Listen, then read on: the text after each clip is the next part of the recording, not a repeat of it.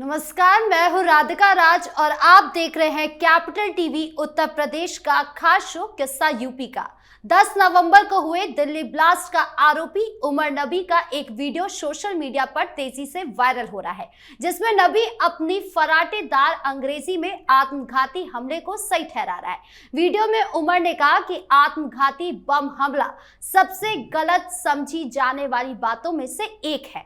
यानी कुल मिलाकर कहे तो उमर नबी वीडियो में सुसाइड बॉम्बिंग की वकालत करता नजर आया। और इसी वीडियो पर अब कांग्रेस सांसद इमरान मसूद का बयान सामने आया, जिन्होंने नबी का बचाव किया और उसे रास्ते से भटका हुआ युवक करार दिया। इसके साथ ही सांसद ने यह भी आरोप लगाया कि सरकार अल फला यूनिवर्सिटी जैसे अल्पसंख्यक शिक्षण संस्थानों को जानबूझकर नष्ट करने की कोशिश कर रही है। इमरान मसूद के इस टिप्पणी से राजनीतिक विवाद खड़ा हो गया है। इस पर चर्चा करने के लिए मेरे साथ स्टूडियो में मौजूद है कैपिटल टीवी के executive editor Rajeev Kumar. Sir, आपका बहुत बहुत स्वागत। धन्यवाद। सर, एक आतंकवादी का बचाव कर क्या साबित करना चाहते हैं इमरान मसूद? देखिए, इमरान मसूद को कुछ साबित करने की जरूरत थोड़ी है, वो तो है ही वही जो उमर था जी। लेकिन दोनों में फर्क है। उमर डायरेक्ट जिहादी बन गया, ये दिमाग से जिहादी है। ये दोनों में अंतर यही है कि उमर जैसे लोग जो है वो डायरेक्ट खुद का इस्तेमाल करता है जिहाद के लिए, वो सुसाइड बम तैयार करता है और उस इस्तेमाल को जायज़ ठहराने के लिए इस्लाम का सहारा लेता है। तो फिर इस्लाम के बारे में उमर ज़्यादा जानता है या ये इमरान मसूद ज़्यादा जानता है? ये दोनों ऐसे लोगों के बीच वाद विवाद करना चाहिए कि तुम सही हो कि हम सही हैं। लेकिन इन दोनों की बातों में एक बात तो स्पष्ट है कि कहीं न कहीं से ये जिहाद इस्लाम से ही पैदा होता है। वो भी अपने आप को कट्टर इस्लामिक बोलता है, यानी कि वो कट्टर मुसलमान है। और इसीलिए ये जो आतंकी उमर नबी जो डॉक्टर बन गया लेकिन फिर भी उसके दिमाग से इस्लाम बाहर नहीं आया, वो डॉक्टर की पढ़ाई करते हुए वहां तक पहुंच गया कि वो इलाज करने लगा, लेकिन उसके दिमाग से इस्लाम का वो कीड़ा बाहर नहीं निकला। वो उसी जगह पर जिहादी बन के घूमता रहा और जब विस्फोटक की स्थिति हुई तो बड़ा विस्फोट कर दिया। दिमाग में जो चल रहा था उसके वीडियो में स्पष्ट तरीके से देखा जा सकता है कि ये लोग सुसाइड बमर को शहीदी ऑपरेशन कहते हैं जी। मतलब ये शहीद हो रहा है। किसके नाम पर शहीद हो रहे हो? शहीद शहादत की एक परिभाषा है और शहादत की परिभाषा में आधुनिक लोकतांत्रिक समाज में राष्ट्र की अवधारणा डेवलप की गई है कि अगर राष्ट्र के लिए कुर्बान होते हो तो फिर आपको शहीद माना जा सकता है, आपने शहादत दी। अगर कोई परिवार के लिए जाकर गोली मार देता है फिर वो भी कहेगा कि हम शहीद हैं। जितने भी गुंडे मवाली हैं वो कहता है भाई हमने तो गोली मारी और हम गोली खाए। क्यों गोली मारी और क्यों गोली खाए? ये अतीक अहमद खान या फिर मुख्तार अंसारी या फिर यहाँ सुंदर भाटी से लेकर दूसरे लोग, कई इतने जो माफिया है उत्तर प्रदेश के अंदर भी, प्रदेश के दूसरे हिस्सों में भी, वो सब कहेगा कि देखो हम अपने परिवार के लिए सेक्रीफाइस कर रहे हैं, अपने परिवार के विकास के लिए, डेवलपमेंट के लिए, उसको आगे बढ़ाने के लिए गोली मार रहे हैं, उसको भी जायज ठहरा दो। तुम्हारा कहना तो यही है।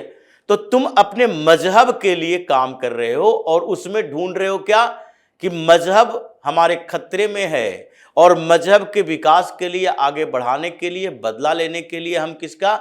हिंदुओं की हत्या करें और उसके लिए बम का इस्तेमाल करें, धमाके का इस्तेमाल करें और उसको जायज ठहराने के लिए हम अपने आप को इस्लामिक योद्धा साबित करें। ये उमर ने कहा। अब ऐसे व्यक्ति के बारे में ये कहता है इमरान मसूद कि वो भटका हुआ युवा है।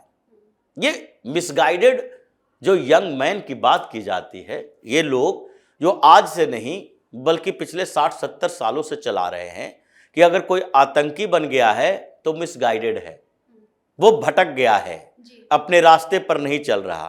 अब रास्ता उसका क्या है ये भी तुम ही बता दो, क्योंकि जो जिहादी बनता है उसके लिए उर्वरक, फर्टिलाइजर का काम तो ऐसे ही लोग करते हैं।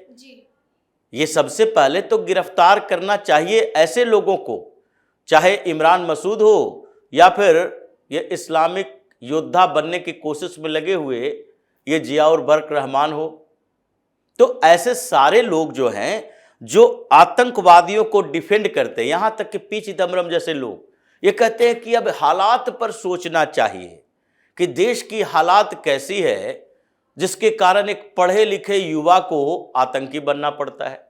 अब हालात की चर्चा करें तो इस हालात के लिए जिम्मेदार जो बता रहे हो तुम सरकार को, तो इस हालात में क्या वही कुछ लोग जो मुसलमान हैं वही जी रहे हैं कि यहाँ पर सबसे ज़्यादा आबादी वाला हिंदू वो इस हालात में नहीं है?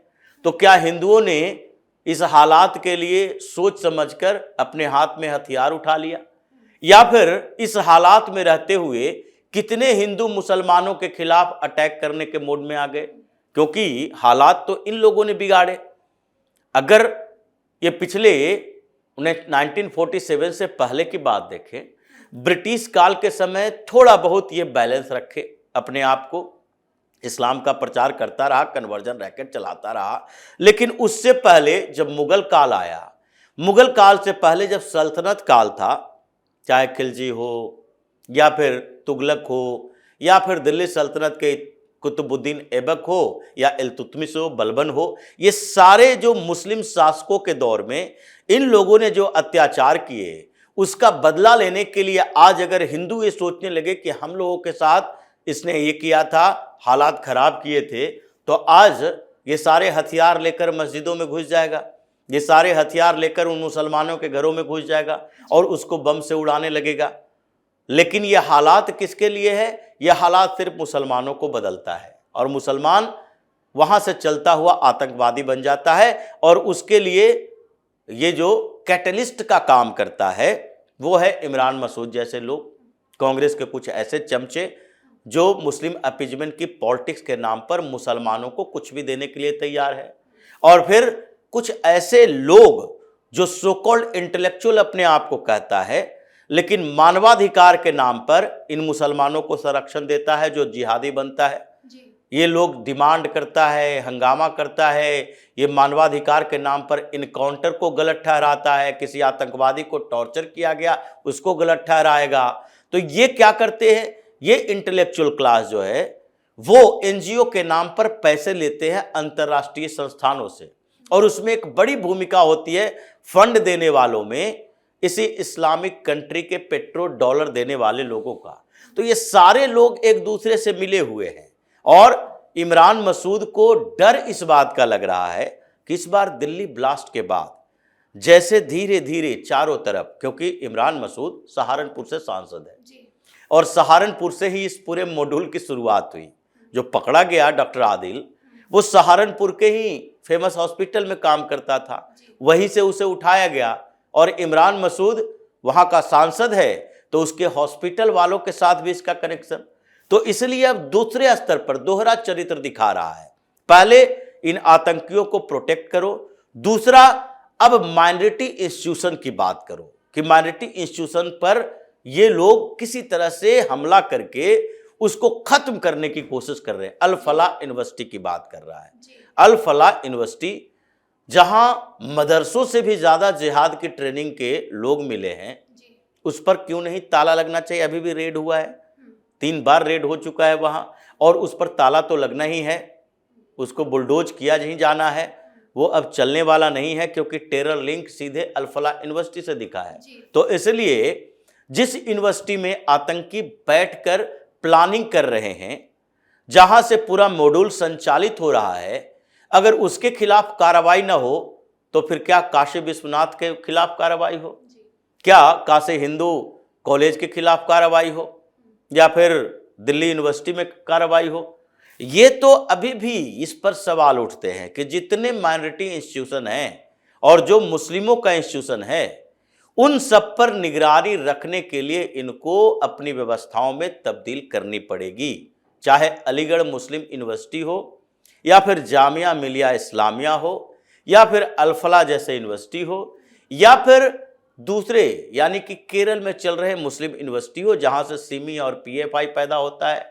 ये सारे जगहों पर सर्विलांस की जरूरत है और सबसे पहले अब तैयारी होनी चाहिए इमरान मसूद की गिरफ्तारी की, क्योंकि इसने इस पूरे ब्लास्ट के बाद किसी सांसद की तरफ से जो इसने बोला है वो पहली ऐसी बात है जिसके कारण ये फिर से मुसलमानों का हौसला बढ़ाने की कोशिश किया, आतंकियों को प्रोटेक्ट किया है। इसके ऊपर एनएसए लगाया जाना चाहिए और कांग्रेस के इस सांसद को पहले जेल में भेजो, तब आगे आतंकियों के खिलाफ, उसके नेटवर्क के खिलाफ कार्रवाई जारी रखी जाएगी। सर, यही बात बीजेपी भी कह रही है कि एक तरफ तो माफिया को संरक्षण देने का काम समाजवादी पार्टी ने किया है, तो वहीं दूसरी तरफ कांग्रेस के सांसद अब आतंकवादियों को संरक्षण देने का काम शुरू कर रहे हैं। देखिए, ये समाजवादी पार्टी, ये कांग्रेस, ये सब अलग अलग नहीं है।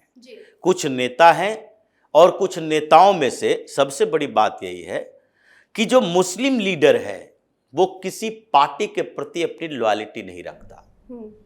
जो मुस्लिम है वो किसी देश के प्रति अपनी लॉयल्टी नहीं रखता। तो ये इमरान मसूद हो कांग्रेस का या बर्क हो समाजवादी पार्टी का, जब ऐसे मुद्दे आते हैं तो सब इकट्ठा हो जाता है और इन लोगों की मजबूरी के कारण समाजवादी पार्टी या कांग्रेस के दूसरे हिंदू लीडर को भी बेशर्मी की तरह इन लोगों का सपोर्ट करना पड़ता है, जैसे अभी किया जा रहा है। तो इन लोगों के खिलाफ कार्रवाई की तैयारी हो रही है। अब एक नया कानून भी बनेगा कि आप अगर डायरेक्ट इनडायरेक्ट तौर पर, जैसे पिछली बार ऑपरेशन सिंदूर के समय मोदी ने कहा था कि अगर टेरर अटैक होता है तो उसको स्पॉन्सर करने वाला भी टेररिस्ट माना जाएगा, यानी पाकिस्तान के खिलाफ भी ये वार ऑफ एक्ट कहलाएगा, एक्ट ऑफ वार कहलाएगा। इसलिए इसके खिलाफ कार्रवाई मतलब पाकिस्तान के खिलाफ कार्रवाई होगी। इसी तरीके से इसमें भी होगा कि अगर आतंकियों को प्रोटेक्ट करते हो तो इसका मतलब है कि तुम्हारे खिलाफ भी कार्रवाई उसी तरह होगी जैसे कि आतंकवादियों के खिलाफ कार्रवाई होती है। इसलिए इन लोगों का समय पूरा हो चुका है। अब ये दिल्ली ब्लास्ट के मामले में इन्हीं लोगों के खिलाफ कार्रवाई शुरू होगी। जी, इस मुद्दे पर ज्यादा जानकारियों के लिए आपका बहुत बहुत धन्यवाद। धन्यवाद। तो इमरान मसूद के टिप्पणी पर प्रतिक्रिया भी आना शुरू हो गए हैं। एक तरफ बीजेपी प्रवक्ता शहजाद पूनावाला ने कहा कि कांग्रेस का असली चेहरा फिर बेनकाब हुआ है। 12 मासूमों की हत्या करने वाले आतंकवादी को कांग्रेस सांसद भटका हुआ युवक बता रहे हैं। यही कारण है कि देश कांग्रेस पर कभी भरोसा नहीं कर सकता। तो वहीं दूसरी तरफ बीजेपी कह रही है कि समाजवादी पार्टी ने माफिया को संरक्षण दिया और कांग्रेस आतंकवादियों को दे रही है। खैर, अब इस मामले में आगे क्या कुछ होता है ये देखने वाली बात होगी। आपको क्या लगता है कमेंट बॉक्स में जरूर बताएं। वीडियो को लाइक करें, शेयर करें और चैनल को सब्सक्राइब करना ना भूलें। धन्यवाद।